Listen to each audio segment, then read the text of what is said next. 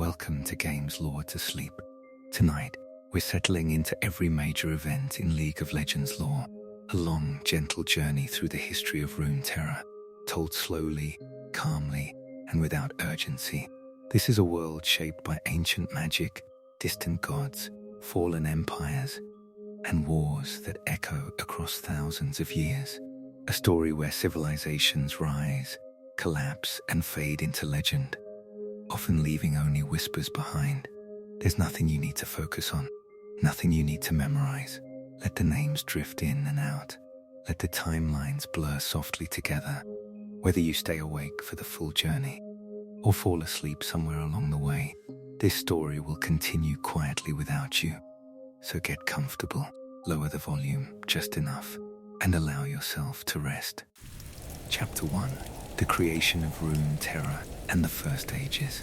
More than 9,000 years before Noxus, long before nations were named, long before calendars marked time, long before mortals learned to shape magic, the universe was already alive. Across the endless void, celestial beings forged stars and galaxies. Among them was a cosmic dragon, a being of immeasurable scale and intelligence, who shaped suns as effortlessly as thought itself. At some point, this star forger returned to one of his earlier creations, and there, orbiting a star he remembered forging, he noticed something unfamiliar. A world he did not create. That world was Runeterra. Runeterra did not come into existence naturally. At an unknown point in time, more than 9,000 years before the founding of Noxus, a group of mysterious entities used the world runes to shape it into being. These runes were not simple tools, but fundamental forces capable of rewriting reality itself. From this act of creation, two realms emerged. The physical realm, which contains all matter, land, sea, sky, and the elemental forces that govern them. All elemental magic flows from this realm. And the spirit realm, a parallel dimension that exists alongside the physical world. It is the source of spiritual magic, emotion, memory, and belief. Together, these realms formed the foundation of existence. Life soon followed. The earliest beings to appear were not mortals, but primordial spirit gods, vast entities born from belief and motion rather than flesh. Among them was Nagakaboros, a spirit deity worshipped in what would later become Bilgewater. She embodied motion, change, and the refusal to remain stagnant. In the modern age, her power would be wielded by Eloy, but long before that, she existed as a fundamental force of the world. Alongside these spirit gods came something darker. 10 primordial demons manifested when life first experienced emotion. Each demon embodied a core feeling that arose naturally from living beings. Fear, joy, pain, desire. Only 2 of these demons are known in the present age. One is Fiddlesticks, the ancient embodiment of fear itself. Another is Ashlesh, the demon of joy. The rest remain unknown or forgotten.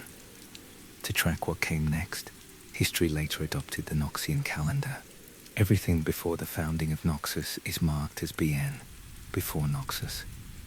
And the first great conflict of recorded history began around 9000 BN. The Titan War. In the lands now known as Ionia, mortals faced annihilation. From the skies descended colossal beings known as the Titans, sky giants so massive they towered over mountains. Their origins are lost, but their power was absolute. Mortal weapons meant nothing to them. Humanity should not have survived. But something changed. Some mortals reached a state of deep spiritual enlightenment, allowing them to draw power directly from the spirit realm. These beings became known as the Vastaya Shirei, ancient, nearly immortal entities capable of shaping nature itself. Through them, the natural world became a weapon. Forests turned hostile. Mountains resisted. The land itself rose against the Titans. Eventually, the Titans were defeated and driven to extinction. The Vastaya Shirei did not remain isolated. Some formed unions with humans, giving rise to the Vastaya, tribes of partially spiritual beings who would later spread across Runeterra. Certain tribes retained strong ties to the spirit realm, preserving magic long after others lost it. This era marked the first time mortals reshaped the world using spiritual power, and it would not be the last. Chapter 2: The War of the Three Sisters and the Coming of the Watchers, 8 to 7,000 years before Noxus. As Runeterra settled after its earliest age, the world did not become peaceful. It became contested, far to the north. In a land of endless snow and slow-moving glaciers, a region formed that would later be known as Freljord. Even in this distant age, it was a place shaped by hardship. The cold was unforgiving. Survival required strength, memory, and unity. And it was here that one of the most influential conflicts in all of Runeterra's history began. Long before tribes fractured and nations formed, the Freljord was ruled by three sisters. They are remembered simply as the Three Sisters. Each sister embodied a different philosophy of survival. The eldest sister believed in unity, that strength came from bringing people together, even at great personal cost. She valued sacrifice and order, believing that harsh leadership was necessary in a cruel world. The second sister believed in independence, that individuals should be free, unbound by rigid authority. She valued adaptability, personal strength, and freedom of choice. The youngest sister believed in tradition, that the old ways must be preserved, that memory itself was a weapon against extinction. She trusted ancient pacts and the wisdom of the past more than ambition. For a time, the sisters ruled together, but unity built on difference is fragile. Their disagreements grew slowly at first, not over territory but over meaning. What did survival require? What should be sacrificed? And what must be protected? As their philosophies diverged, something else was watching. Beneath the ice, far below the frozen land, ancient beings stirred. They were known as the Watchers. The Watchers did not belong to Runeterra. They originated from a realm beyond reality, a void of perfect stillness and absence. Where Runeterra was defined by motion, change, and emotion, the Watchers represented the opposite. Silence. Stasis. Nothingness. They viewed Runeterra not as a world to conquer, but as a mistake, a disruption in the natural emptiness they believed should exist everywhere. And so they began to push upward. The Watchers whispered promises to mortals: power, stability, an end to suffering. They reached out to the eldest of the three sisters, offering her a means to preserve her people forever. Desperate to protect the Freljord from annihilation, she listened. A pact was formed.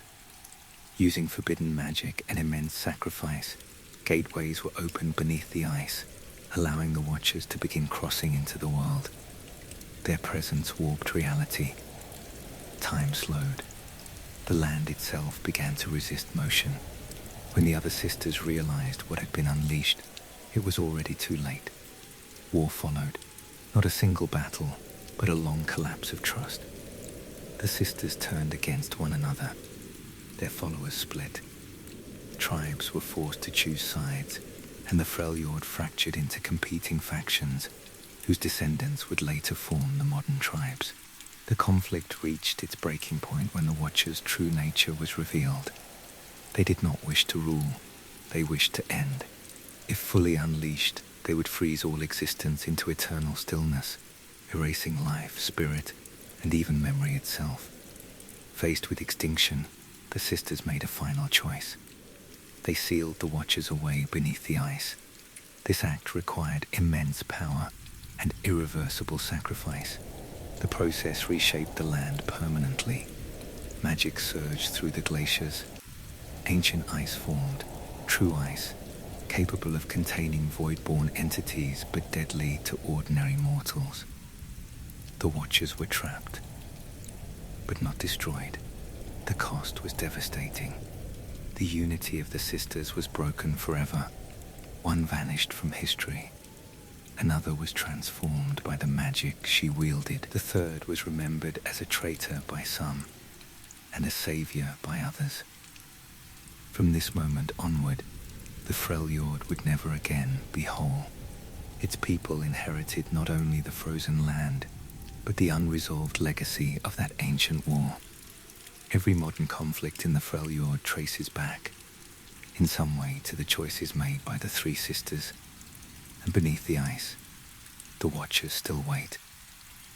Chapter 3. The Sun Disk, the Ascended, and the Rise of Shurima. 6 to 3,000 years before Noxus, as the frozen north struggled to contain the aftermath of the Three Sisters' War, the southern deserts of Runeterra moved in the opposite direction.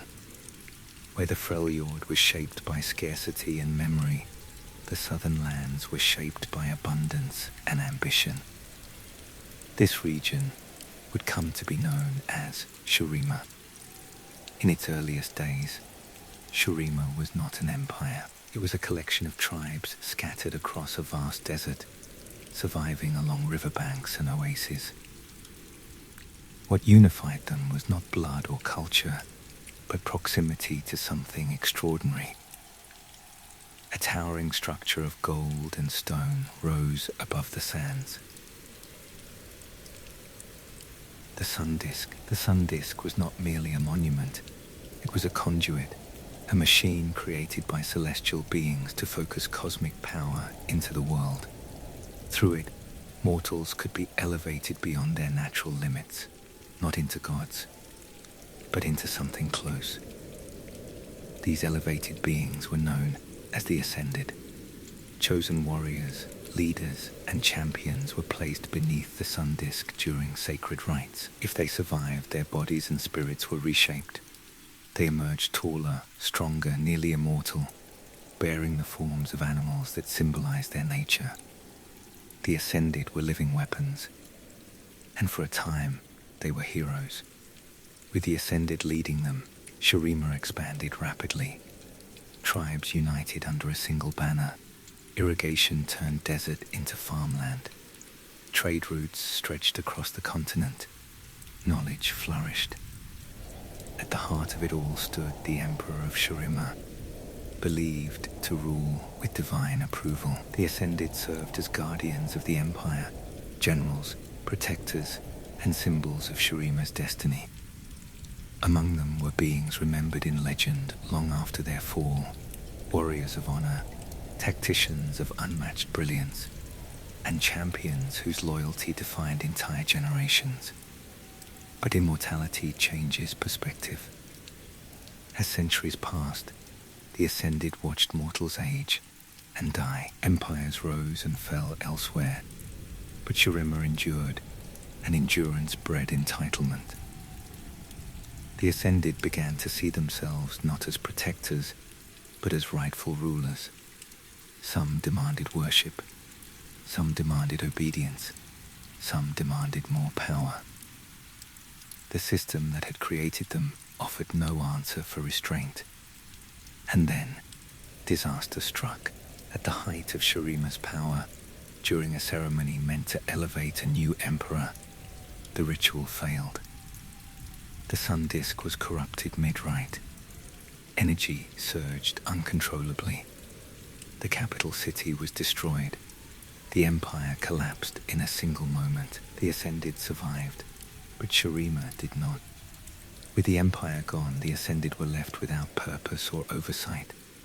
Their minds, already strained by centuries of war and immortality, began to fracture.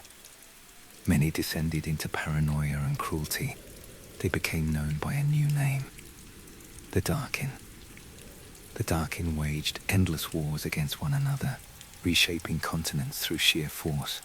Entire civilizations were erased in their conflicts. The land itself still bears scars from their battles. Runeterra teetered on the edge of annihilation. Eventually, mortal mages and celestial allies devised a solution. The Darkin could not be destroyed, but they could be imprisoned. Using powerful magic, the Darkin were sealed within their own weapons. Blades, bows, and scythes became living prisons, binding immortal minds to tools of war. The threat was contained, but not ended. Meanwhile, Shurima's ruins were swallowed by sand. Its people scattered. Its legacy became myth, yet the sun disk remained, dormant, buried, waiting. And so ended Shurima's golden age, not with conquest, but with hubris. Chapter 4, Mount Targon, the Aspects and the Celestial Influence. Gruja 3 to 2,000 years before Noxus. As Shurima's empire collapsed beneath the weight of its own ambition, power in Runeterra did not vanish. It changed altitude. Far from the deserts and frozen plains rose a mountain unlike any other. A peak so tall it pierced cloud, sky, and meaning itself. This was Mount Targon. Mount Targon was not merely a geographic feature. It was a bridge, a place where the physical world thinned, allowing contact with forces that existed far beyond Runeterra. Where Shurima had drawn power downward from the heavens, Targon invited mortals to climb upward toward it. Few survived the ascent. Those who did were not rewarded with clarity or comfort. Instead, they were tested, stripped of identity, fear, and desire, until only resolve remained. Some climbers returned unchanged, broken by the journey. Some never returned at all, and a very small number were chosen. These individuals became hosts for celestial beings known as aspects. The aspects were not gods in the traditional sense. They were cosmic concepts given form, embodiments of war, justice, protection, change, and twilight. Through mortal hosts, they influenced Runeterra while remaining anchored to the celestial realm. To the people of Targon, these beings were revered. To others, they were distant and unsettling, reminders that power did not belong solely to mortals or empires. One aspect represented war, relentless, uncompromising, eternal. Through its host, conflict became purpose rather than tragedy. Another embodied justice, cold and absolute. Mercy was secondary to balance. Order mattered more than compassion. There was an aspect of protection, guiding defenders and guardians, and one of change, whose presence signaled the end of stagnation and the inevitability of transformation. But perhaps the most unusual was the aspect of twilight, not light or darkness, but transition. It existed between states, governing endings and beginnings alike. These aspects did not rule Runeterra directly.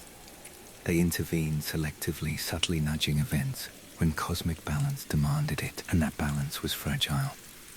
While Targon stood as a beacon of celestial order, it also became a source of conflict. Not all who climbed sought enlightenment. Some sought power to dominate, to avenge, or to defy fate itself. The aspects did not grant such desires freely. When mortals resisted the will of their celestial counterparts, tension formed. Some hosts lost themselves entirely, overwritten by cosmic intent. Others retained fragments of autonomy and suffered for it. The mountain did not judge. It only tested. During this era, Targon's influence spread quietly across Runeterra.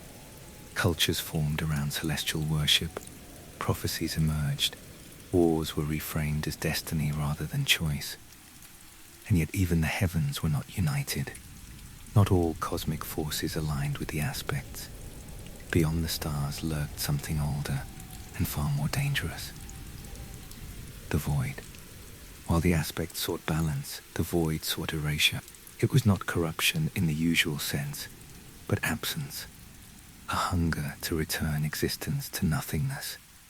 Its presence had already touched the world once, beneath the ice of the Freljord. Now its influence began to seep elsewhere. Small at first, unnoticed, a crack in reality here, a warped creature there. The aspects took notice. For the first time, celestial forces recognized that Runeterra was not merely a stage for mortal history. It was a battleground for cosmic survival. Mount Targon became a watchtower, and the age that followed would prove that neither gods nor mortals could afford indifference any longer. Chapter 5. The Void, Acacia, and the First Catastrophe. 3,000 to 2,500 years before Noxus. There are forces in Runeterra that seek power. There are forces that seek order. And then, there is something that seeks nothing at all. This is the Void. The Void is not a nation, nor a god, nor an ideology. It is absence given intent. A reality that believes existence itself is an error. Where the celestial aspects seek balance, the void seeks erasure. It does not conquer. It consumes.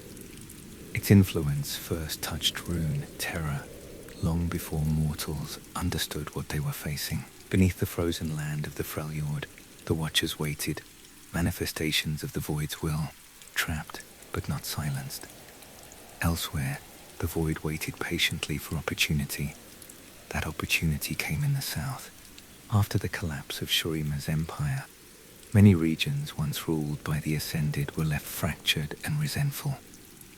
Among them was a land that had long lived under Shuriman control, benefiting from its protection, but chafing beneath its authority.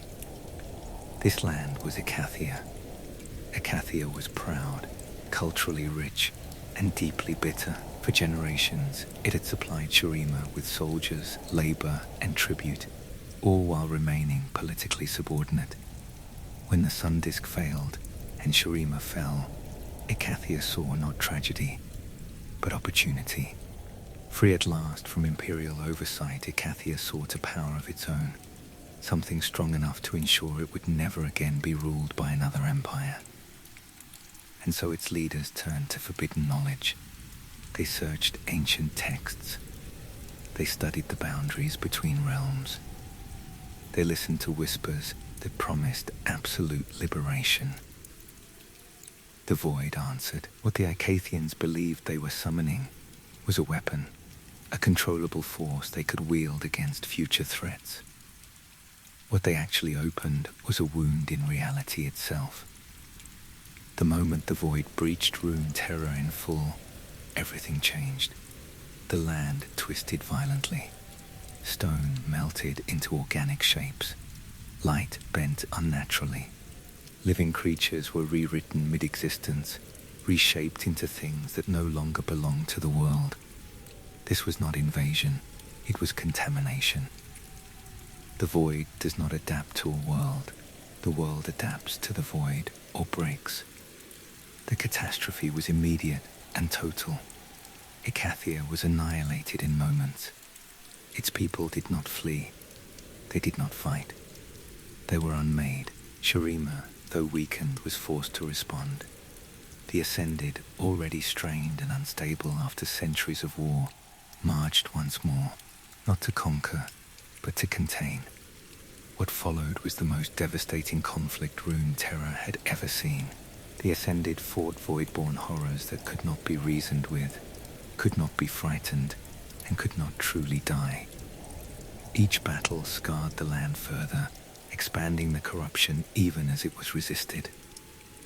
Victory came only through overwhelming force.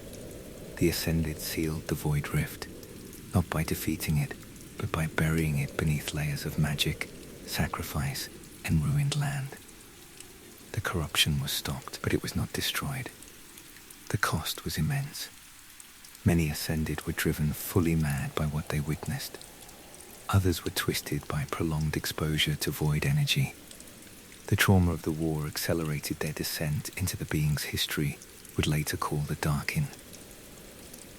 Runeterra survived. Barely.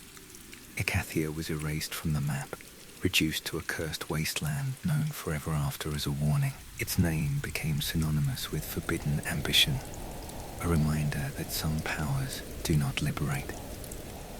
They end. The void retreated into dormancy, but its influence remained. Creatures born of its corruption lingered underground. Cracks in reality never fully healed, and far beyond mortal awareness, something ancient and patient continued to observe. The first catastrophe had passed, but the world would never again be whole. Chapter 6, The Darkin War and the Aftermath of Immortality. 20 to 1500 years before Noxus.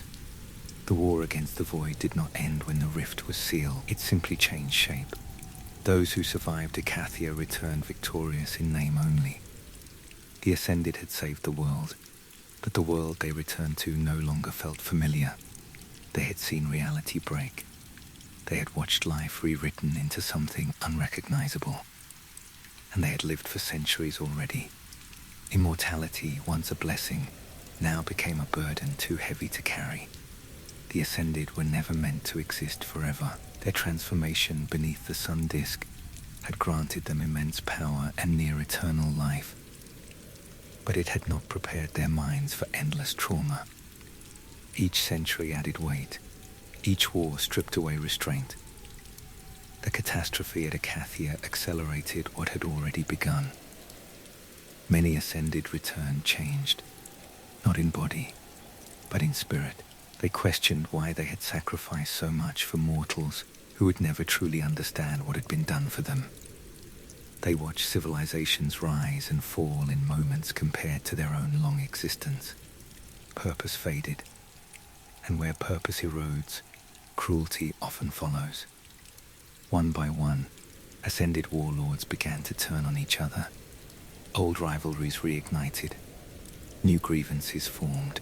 Their battles were no longer about protecting Runeterra, but about dominance, validation, and control. History remembers this era as the Darkin War. The name Darkin was not one the Ascended chose for themselves. It was given to them later, when their actions could no longer be reconciled with heroism. They were once guardians, now they were tyrants.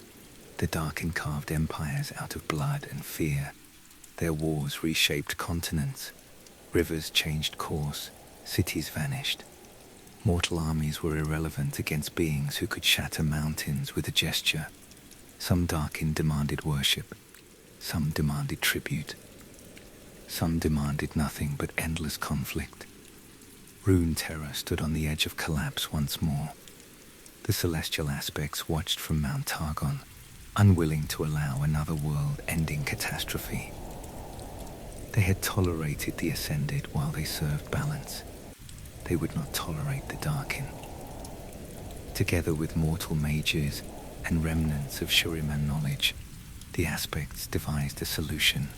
The Darkin could not be killed. Their power was too deeply bound to cosmic forces. But they could be contained. Through powerful rituals, each Darkin was bound to a weapon forged specifically to imprison them. Swords, scythes, bows, and blades became living cages. The Darkin's consciousness was sealed within, unable to escape, yet unable to die. The war ended not with victory, but with silence.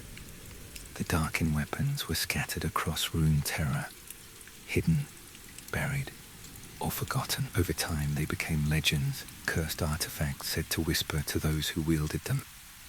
The Ascended were gone. Shurima, already fallen, lost its last remnants of divine protection. Without its guardians, the desert swallowed its ruins completely. Sand covered cities. Memory replaced monuments. And yet, immortality's legacy did not disappear. The idea that mortals could become gods lingered in cultural memory. The fear of beings who lived too long became ingrained in myth. Runeterra learned a painful lesson. Eternity breaks things. Even heroes, as centuries passed, new civilizations rose atop the scars left by the Darkin War. Many did not know the true cause of the devastation beneath their feet. They inherited a broken world without understanding how it broke. But the weapons remained, waiting. And in the quiet after the war, as history tried to forget the cost of immortality, the next age began. One not shaped by gods or cosmic forces, but by human ambition. Chapter 7. The Mortal Age and the Rise of Nations.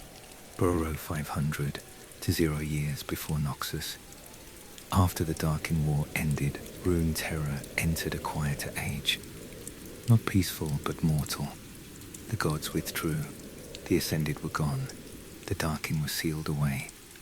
For the first time in thousands of years, the fate of the world rested primarily in human hands. Civilizations began to rise, not through divine mandate or cosmic power, but through belief, fear, and ambition. History slowed. Dates began to matter. Borders formed. Nations learned to remember themselves. This period would later be called the Mortal Age. Demacia, fear of magic.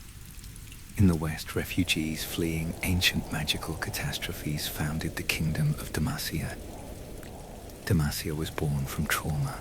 Its founders had witnessed magic tear cities apart, twist heroes into monsters, and erase entire cultures. They concluded that magic itself was the root of suffering, and so Demacia built its identity on resistance. Its cities were constructed from petrocite, a rare stone that absorbs and dampens magic.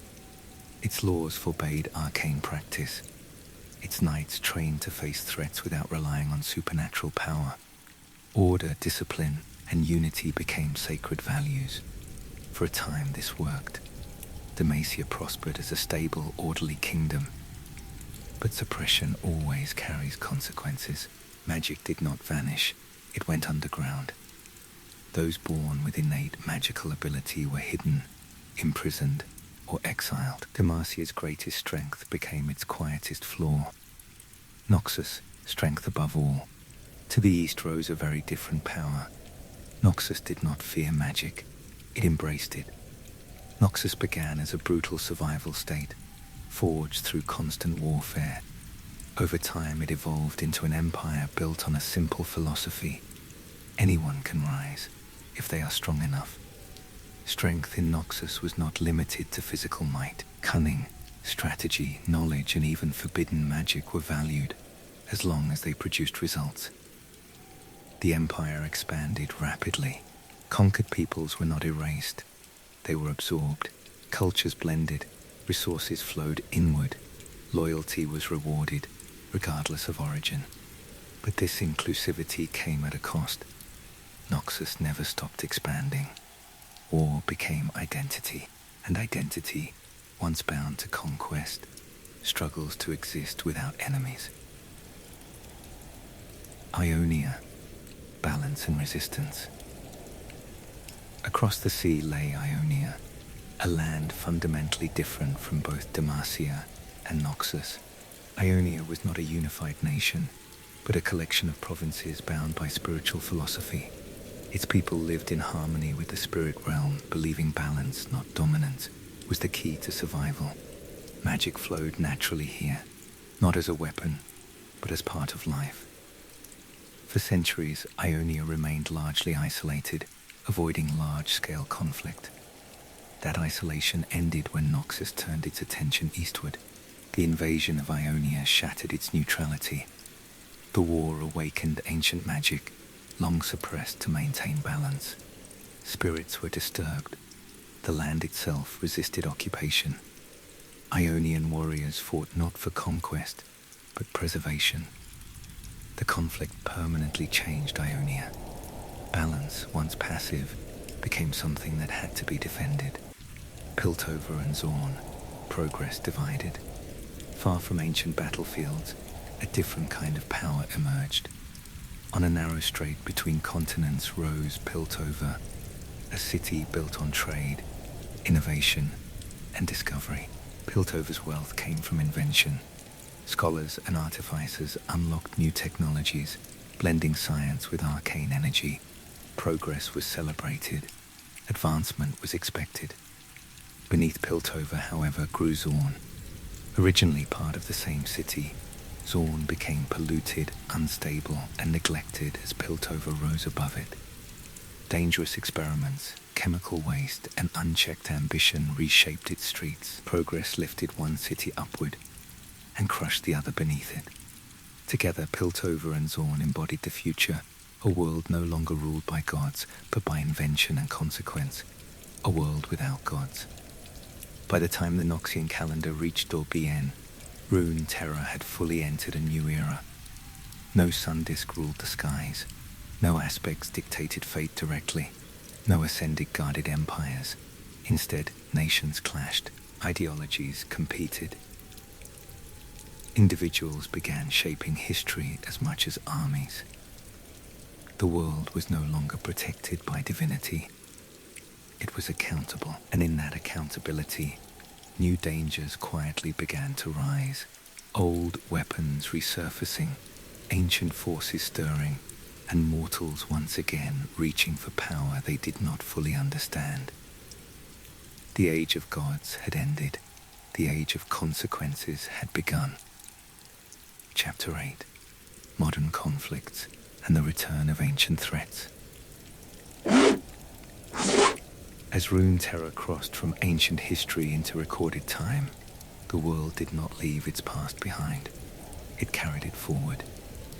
The rise of nations brought structure, borders, and calendars. But beneath these new frameworks, older forces continued to stir. The difference was subtle. Conflicts were no longer framed as divine destiny, but as political necessity, ideological struggle, and survival. The gods were quieter now. But they were not gone. Noxus and the shape of empire. In the modern age, Noxus continued to expand, not simply for land, but for influence. Its leaders believed stagnation was death. To survive, the empire had to grow. Noxus waged wars not as acts of cruelty, but as expressions of philosophy. Strength proved legitimacy. Victory justified rule. This brought Noxus into conflict across the world, particularly with Ionia. The invasion of Ionia was not merely territorial, it was ideological. Noxus sought to integrate a land built on balance into an empire built on dominance. The cost was immense. Ionia's spiritual harmony fractured under prolonged warfare. Ancient magics, once carefully restrained, surged violently. Warriors bound themselves to forbidden techniques. Spirits were forced into conflict. The war ended without true resolution. Noxus withdrew, but Ionia was forever changed. Balance became vigilance. Peace became something actively defended rather than assumed. Demacia and the fear within. While Noxus fought outward, Demacia struggled inward. Its long-standing fear of magic hardened into doctrine. Mage seekers enforced law with increasing severity. Families hid their children, trust eroded quietly. Yet magic continued to appear, not as invasion, but as birthright. Demacia's greatest crisis was not an external enemy, but a contradiction at its core. The kingdom depended on patricide and tradition to maintain order, yet relied on individuals touched by magic to survive growing threats. The line between protection and persecution blurred, and cracks began to show. Piltover, Zorn, and the cost of progress. In the north, the cities of Piltover and Zorn accelerated into the future. Hextech, a fusion of magic and technology, transformed trade, warfare, and daily life. Bridges were built, airships launched, communication shrank distances. But innovation was uneven. Piltover thrived. Zorn suffered. Chemical runoff poisoned streets. Experiments ran unchecked. Desperation bred radical solutions. Some sought to control progress, others sought to survive it. What emerged was not a single future, but two competing visions of it. Shurima reawakens. Far to the south, something long buried began to stir. The desert shifted, ruins resurfaced, and the sun disk rose once more. Shurima, thought lost to history, began to awaken. Ancient ascended returned, changed, scarred, and burdened by memory. The desert remembered its empire and its mistakes. Power returned alongside unresolved trauma. Shurima's rebirth was not a return to glory, but a confrontation with legacy. The void stirs again. While nations struggled with politics and progress, the void waited.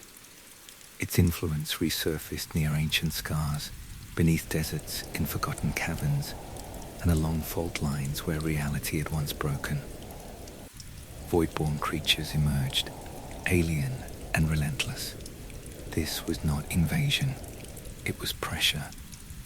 Each incursion tested the world's defenses, probing for weakness. The watchers beneath the Freljord remained trapped, but the prison strained. The void had learned patience. A world at the crossroads. Runeterra now stands in tension. Mortal ambition shapes daily life. Ancient power threatens from beneath and beyond. Innovation accelerates faster than wisdom. There is no single war, no single villain, only a world trying to decide what it will become. The age of legends has not ended. It has simply changed perspective. And as old threats resurface and new ones are created, Runeterra moves toward a future shaped not by prophecy, but by choice. Chapter 9. Champions, conflicting ideals, and the living present.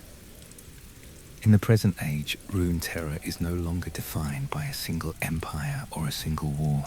It is defined by people, not kings chosen by gods, not ascended forged by celestial machines, but individuals shaped by belief, loss, ambition, and circumstance.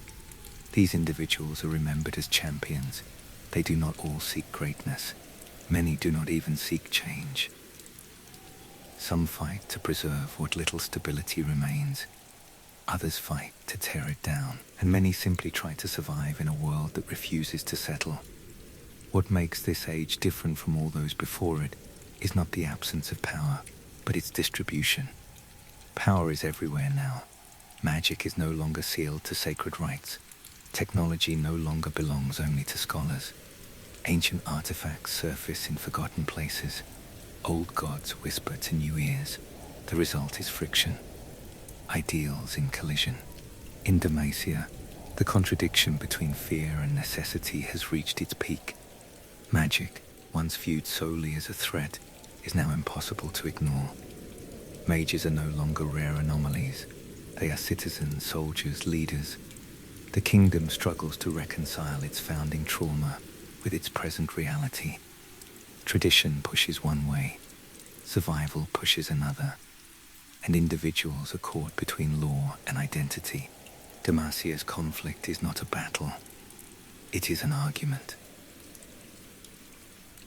In Noxus, strength remains the guiding principle, but strength itself is being redefined. Raw conquest is no longer enough. Knowledge, unity, and adaptability matter more than ever. The empire evolves constantly, absorbing cultures, philosophies, and even enemies into its structure. But expansion breeds resistance, and resistance tests legitimacy. Noxus survives by changing, but change always leaves something behind. In Ionia, balance has become a discipline rather than a natural state. The land remembers invasion. Spirits remain restless. Those who once avoided conflict now train for it. Ionia's champions embody restraint sharpened by necessity. They fight not to dominate, but to prevent imbalance from consuming everything they protect. Balance here is no longer passive. It is defended. Progress and its shadows. In Piltover and Zorn, the future arrives faster than anywhere else. Hextech continues to reshape the world, shortening distances, amplifying power, and blurring the line between magic and machine. Innovation promises solutions to ancient problems, but progress is selective. Piltover gleams with possibility, Zorn chokes on consequence. Champions born of these twin cities reflect that divide. Some seek to regulate progress, others seek to exploit it, and some seek only to escape the damage it causes. The future, it seems, does not arrive evenly. Old powers, new voices. Beyond nations, older forces still exert influence, not as rulers, but as temptation. Darkened weapons surface, calling to those who crave strength. The void presses gently against reality, testing boundaries. Celestial aspects observe, intervening only when imbalance grows too severe. What is changed is awareness. Mortals now recognize these forces for what they are. Not saviors, not monsters, but costs. Every choice carries consequence. To wield ancient power is to inherit ancient trauma. To reject it is to face vulnerability. To ignore it is to risk extinction. There is no safe path. A world without final answers. Runeterra's present is unstable, not because it lacks direction, but because it has too many. Different regions move toward different futures, guided by incompatible values. Cooperation exists, but trust is fragile. Peace is temporary. War is familiar. And yet, this age is not hopeless. For the first time, the world is not waiting for prophecy. It is responding to action. Champions rise not because destiny demands it, but because circumstances force them forward. History is no longer written by gods alone. It is written by decisions. Small ones, personal ones, human ones. And as these decisions ripple outward, shaping nations and awakening old threats, Runeterra enters a phase unlike any before it. Not an age of creation, not an age of gods, but an age of accountability. Chapter 10. Runeterra's future and the endless cycle. As the present age unfolds, Runeterra does not move toward a single conclusion. It drifts.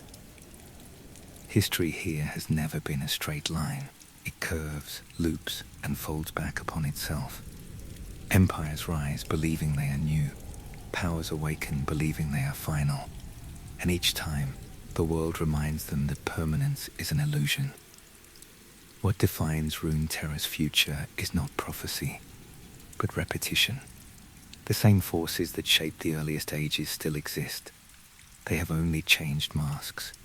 Where once there were gods, there are ideologies. Where once there were celestial wars, there are political ones. Where once magic reshaped continents, technology now does the same, faster and with less restraint. The pattern remains. Power always returns. No matter how carefully it is sealed away, power resurfaces. The Darkin were imprisoned, yet their weapons still whisper.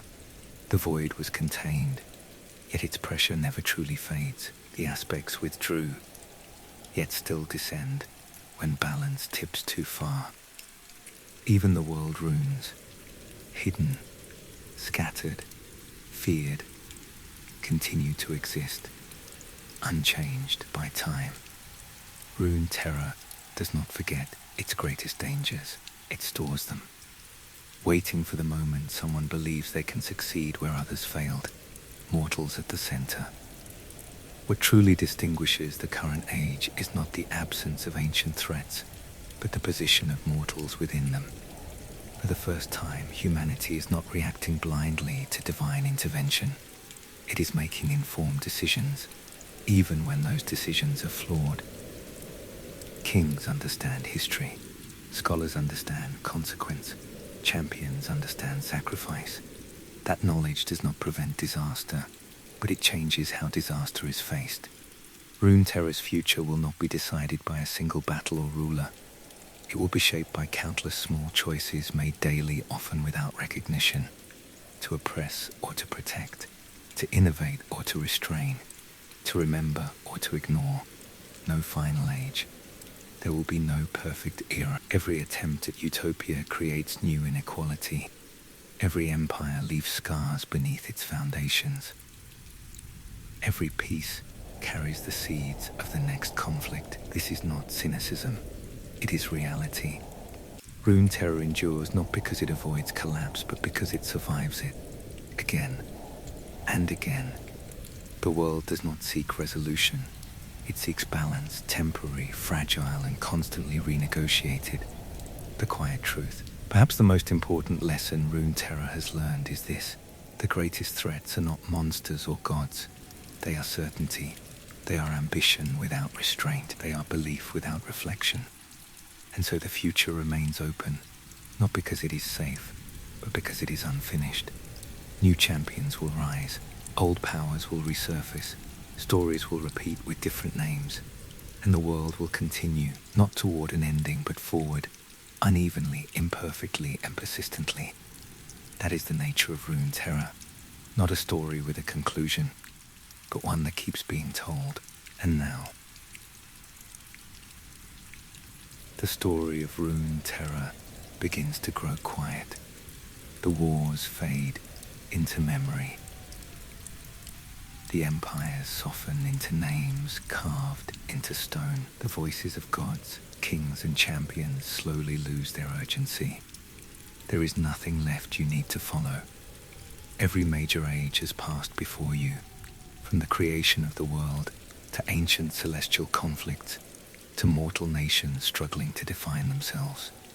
You've drifted through thousands of years of history, across deserts and frozen lands, over mountains that touch the stars, and into cities shaped by progress and fear. And now, it's time to let it all rest. You don't need to remember the dates, you don't need to keep the names straight, you don't need to hold on to the order of events. Runeterra will continue without your attention. The world always does. This is something its history teaches gently over and over again, that no matter how important something feels in the moment, time eventually carries it forward, smoothing the sharp edges until only quiet impressions remain. Empires rise. Empires fall. And the world breathes on. Thank you for spending this time with Games Lore to Sleep. If this journey through every major event in League of Legends lore helped slow your thoughts, if it gave your mind something gentle to rest on, if it helped you feel a little less awake than before, then it has done exactly what it was meant to do. There's no rush now. Let the details blur. Let the voices fade into background noise. Let your breathing slow naturally, without effort. You don't need to stay awake for the ending, because there is no true ending here. Only continuation. If you'd like to support Games Lore to Sleep, a quiet like helps more stories find their way to people who need rest. And if you choose to subscribe, there will always be another world waiting, another long, calm journey through forgotten histories and distant ages. But there's no pressure. This moment isn't about engagement. It's about rest. So allow your thoughts to loosen their grip. Allow the weight of the day to settle somewhere far away. Allow the sounds you're hearing now to become part of the background, no longer something you need to focus on. Runeterra doesn't need you anymore tonight. Its wars will continue. Its champions will rise. Its future will unfold with or without witnesses. And you can finally let go. Stay right where you are. Don't adjust anything. Just breathe. Slowly. Comfortably.